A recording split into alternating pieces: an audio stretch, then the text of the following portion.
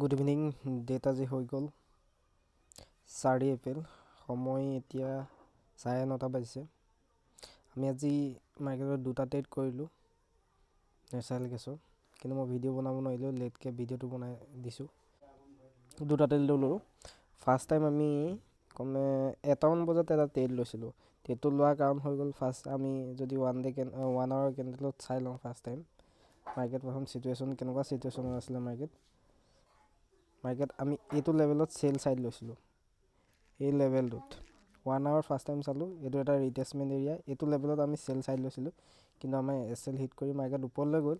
কিন্তু আমাৰ ডিচিশ্যনৰ মতেই মাৰ্কেট আকৌ তললৈ আহিছিলে, কিন্তু আমি ফিবনাচি যদি লগাওঁ এইডোখৰ পৰা, এইটো দেখিছে 50% আৰু 38% এইটো লেভেল, কিন্তু আমি অলপ তলত ল'লোঁ, এইটো 50 আৰু 38%। আমি এইটো লেভেলত ট্ৰেডটো ল'লোঁ, কাৰণ 5 মিনিট কেণ্ডেলত এইডোখৰত বেৰিছ এংগলফিং বনিছিলে। যদি আমি 5 মিনিট কেণ্ডেলত গৈ চাওঁগৈ, 5 মিনিটত গ'লে আমি এইটো হৈ গ'ল আমাৰ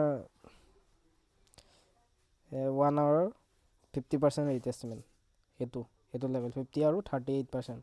যদি আমি 5 মিনিটত চাওঁ, 5 মিনিটৰ ৰিটেচমেণ্টটো হৈ গ'ল, মই দেখাই মাৰ্কেট যেতিয়া গিৰে লোৱাৰ ল' লোৱাৰ হাই কৰি মাৰ্কেট গিৰা আৰম্ভ কৰে। চাব এতিয়া মাৰ্কেট ইয়াৰ পৰা গিৰি এইটো ৰিটেচমেণ্ট ল'লে, ৰিটেচমেণ্ট লৈ আকৌ গিৰিলে, আৰু এইটো এটা ৰিটেচমেণ্ট ল'লে।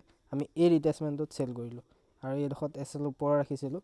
আৰু কেলৈ এইডোখৰত চেল কৰিছিলোঁ, এইডোখৰত ফিবনাচি ইয়াত লগাই এইটো হাই পাৰা আৰু এইটো ল'লৈকে ফিবনাচি লগাই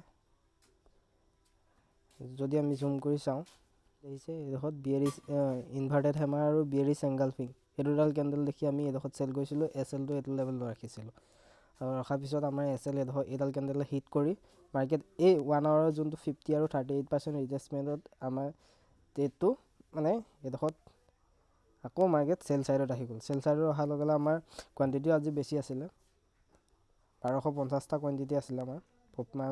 ভাল আমি এটা ছেটআপত ট্ৰেডটো লৈছিলোঁ, কাৰণে আমি কোৱান্টিটিও আজি বঢ়াই দিছিলোঁ। ভাবিছিলোঁ আজি বহুত টাইম চলাম বুলি, কিন্তু নহ'লে। আৰু এইডোখৰ পৰা মাৰ্কেট আমাৰ যোনফালে আমি ভাবিছিলোঁ সেইফালে মাৰ্কেট অহা দেৰিকৈ চালোঁ।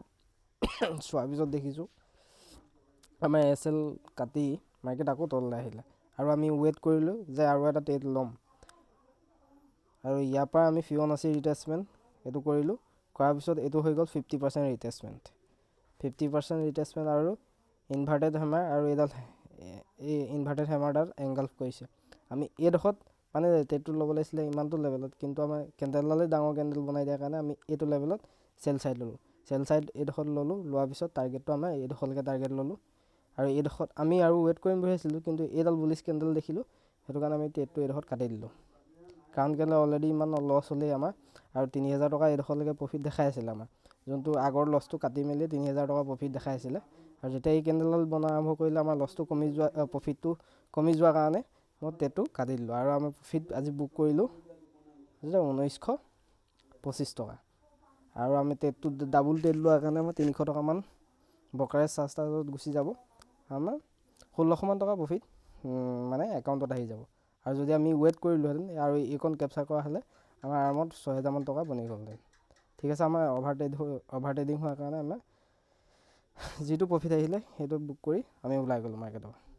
সেইটো কাৰণে অভাৰ ট্ৰেডিং কৰিব নালাগে, লিমিটত ট্ৰেড কৰিব লাগে। লিমিটত ট্ৰেড কৰিলে আমি লং টাৰ্মৰ কাৰণে ৱেইট কৰিব পাৰোঁ, মানে ডাঙৰ টাৰ্গেট ল'বৰ কাৰণে ৱেইট কৰিব পাৰোঁ। খালি আমি কেপচাৰ এইডোখৰলৈকে কৰিলোঁ, যদি এইকণো কেপচাৰ কৰিব পাৰিলোঁ আমাৰ আৰামত 6000-7000 টকা বনি গ'লহেঁতেন একাউণ্টত। ঠিক আছে।